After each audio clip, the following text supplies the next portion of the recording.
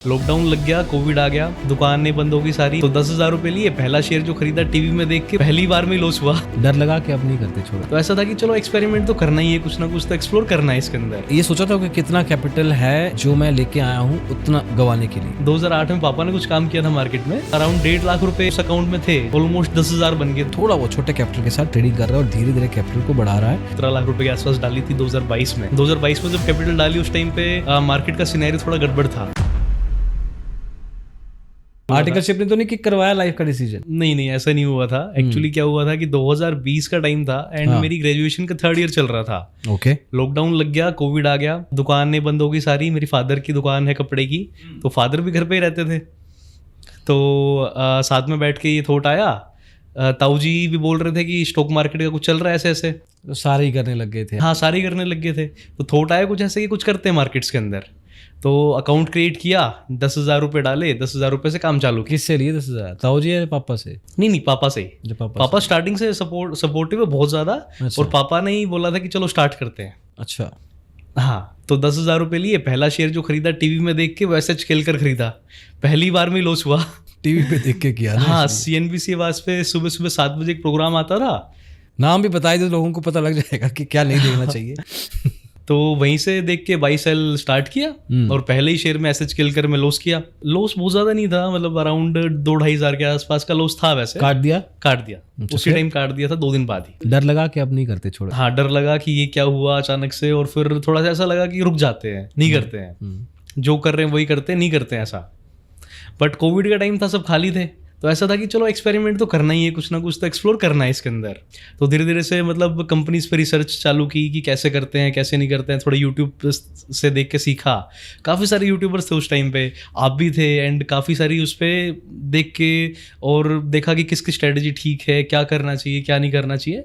Then एक mentor भी मिले, ओके। एंड उनकी गाइडेंस में मैंने काम चालू किया। उन्होंने ही, मैं बोल सकता हूँ कि उनकी वीडियोस देख के ही मैं सीखा हूँ पूरा। अच्छा। कि किस तरीके से काम करना चाहिए एक्चुअली। तो एक दुकानदारी की तरह काम चालू किया, जैसे कपड़े की दुकान होती है कि लॉस नहीं करना, प्रॉफिट करना है। चाहे प्रॉफिट 2 रुपए का है चाहे 4 रुपए का है, पर लॉस 1 रुपए का भी नहीं चाहिए। अच्छा। एक पक्के बनिए की तरह कपड़े की दुकान की तरह काम चालू किया। नहीं तो कितना, ये सोचा था कि कितना कैपिटल है जो मैं लेके आया हूँ उतना गवाने के लिए, इससे ज्यादा गवाऊंगा तो छोड़ दूंगा, ऐसा कुछ रखा था? क्या हुआ था कि 2008 में मेरे पापा ने कुछ काम किया था मार्केट में। अच्छा। तो there is a history as well. हाँ, 2008 में पापा ने कुछ काम किया था मार्केट में, तो पैसा सारा का सारा उस टाइम पे क्रैश के अंदर खत्म ही हो गया था। अच्छा। अराउंड 1.5 लाख रुपए उस अकाउंट में थे, जो कि मतलब ऑलमोस्ट 10,000 बन गए थे, 10-20 हजार बन गए थे उस टाइम के। तो it's lot of money. 8-10 lakh होएगा आज की तारीख का, कम ज्यादा होगा एक्चुअली। सो उसमें क्या हुआ था कि उन्होंने कुछ रिलायंस के शेयर एंड कुछ कामधेनु स्टील के शेयर लेके छोड़ दिए थे। ऐसे शेयर उसके अंदर पड़े थे। एक्चुअली रिलायंस कम्युनिकेशन से रिलायंस इंडस्ट्रीज के शेयर मिले और कुछ कामधेनु के शेयर उसमें पड़े थे। तो वो 10,000 रुपया 2020 में जब देखा तो 1.5 लाख रुपए बन चुका था। उस 1.5 लाख रुपए को विड्रॉ किया कि इससे रिस्क लेते हैं आप, अरे वाह, इससे खेलते हैं आप। तो वो क्या फादर साहब ने थ्रू आउट देखा ही नहीं इतने साल, या देखते रहे थे बट निकाला नहीं देखा ही नहीं। एक्चुअली उस टाइम पे तो डीमेट अकाउंट इस तरीके से इतने इजीली होते नहीं थे। कंप्यूटर के ऊपर ही कुछ ताऊ जी ने खुलवाया था अकाउंट, एंड फादर को तो पता भी नहीं था किस तरीके से उसको एक्सेस किया जाए।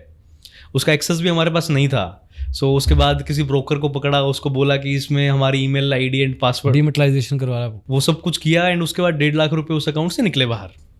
उससे रिस्क लेना स्टार्ट किया। 10 साल और नहीं देखते तो शायद वो 5-6 लाख बन जाता।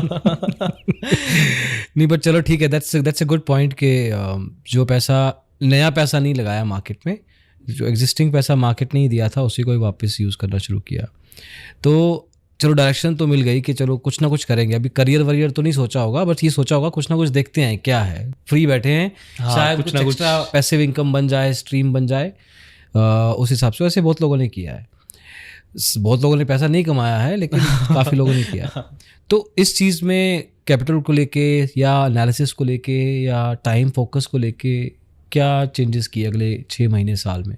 एक्चुअली उस टाइम पर तो कुछ पता ही नहीं था कि करते कैसे काम। हाँ, खरीदते कैसे हैं, बेचते कैसे हैं, क्या खरीदना होता है, क्या बेचना होता है। उस टाइम तो डीमेट अकाउंट यूज़ करना भी नहीं आ रहा था। तो धीरे धीरे करके अपनी कुछ ना कुछ सोचा कि कुछ करना है तो सीखना पड़ेगा। ओके।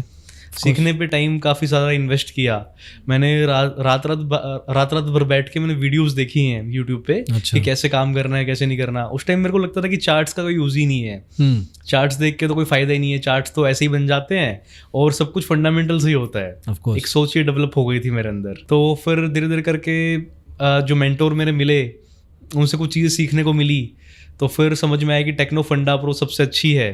टेक्निकल्स भी उतने ही इंपॉर्टेंट है जितना फंडामेंटल्स इंपॉर्टेंट है। करेक्ट। तो वैसे करके एक अप्रोच अपनी डेवलप की। स्विंग ट्रेडिंग के लिए तो फायदेमंद है टेक्नो फंडा। हाँ।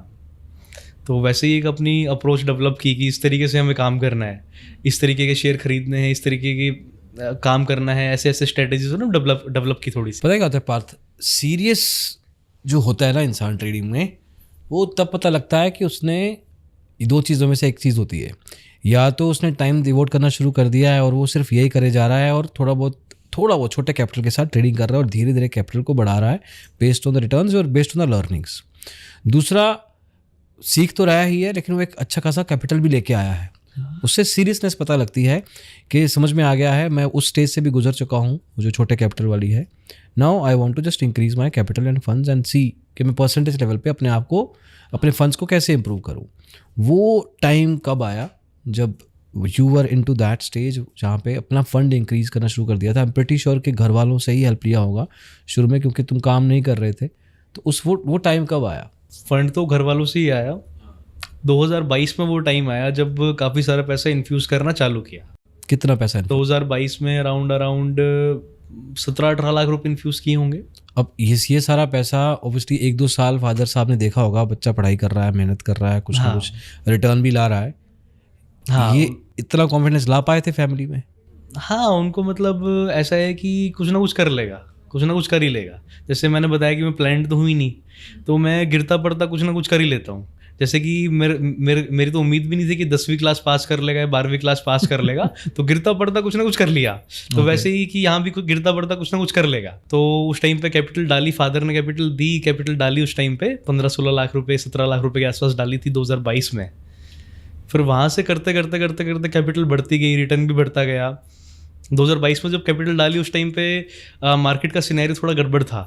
उस टाइम पे तो अराउंड 10-20% कैपिटल का निकल भी गया था, पर उसका रिटर्न जब बनना चालू हुआ तो अच्छा खासा रिटर्न आया। 2022 में बढ़िया रिटर्न बना उसके बाद। ये जो पैसा डला था ये एक ही गो में डला था या धीरे धीरे चंक्स में डला था? धीरे धीरे करके डला था। 9 लाख रुपए, 10 लाख रुपए ऐसे करके, फिर 2 लाख रुपए, 3 लाख रुपए, ऐसे धीरे धीरे करके डला था।